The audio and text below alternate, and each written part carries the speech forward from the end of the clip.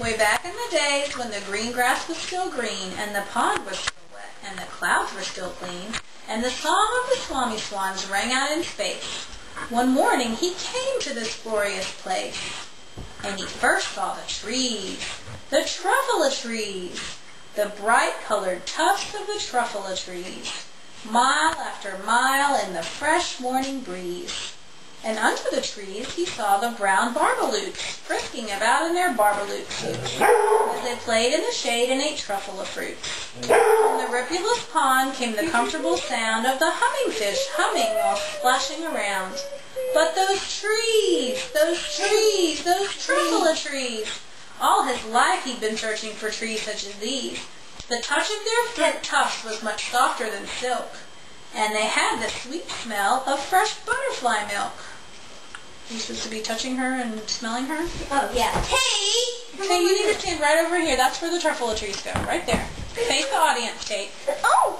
He felt a great leaping of joy in his heart. He knew just what he'd do. He unloaded his cart. In no time at all, he had built a small shop. Then he chopped down a truffula tree with one chop.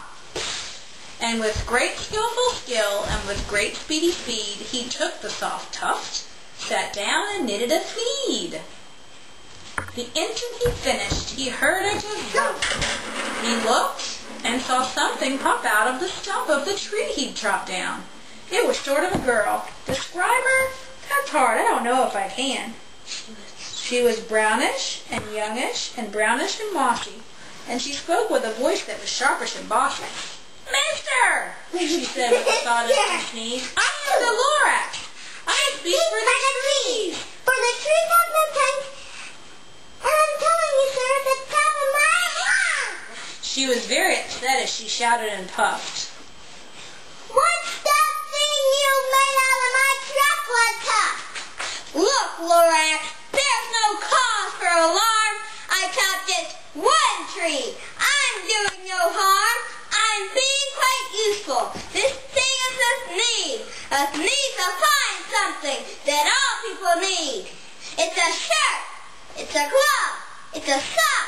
It's a hat. But it has other uses. Yes, far beyond that. You can use it for carpets, for pillows, for sheets, for curtains, for covers, for bicycle seats. Sir, you are crazy with greed.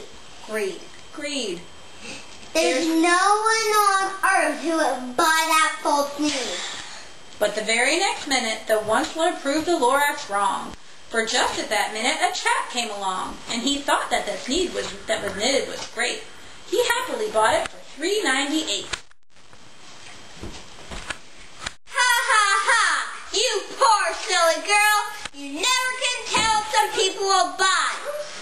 Here's your money. I repeat, I speak for the trees. I'm busy. Be quiet if you please. Very good. Take. All right. Take, hold hands. Hold hands and back. 1, 2, 3. Excellent. Hey, Winston, I wanted to tell you something.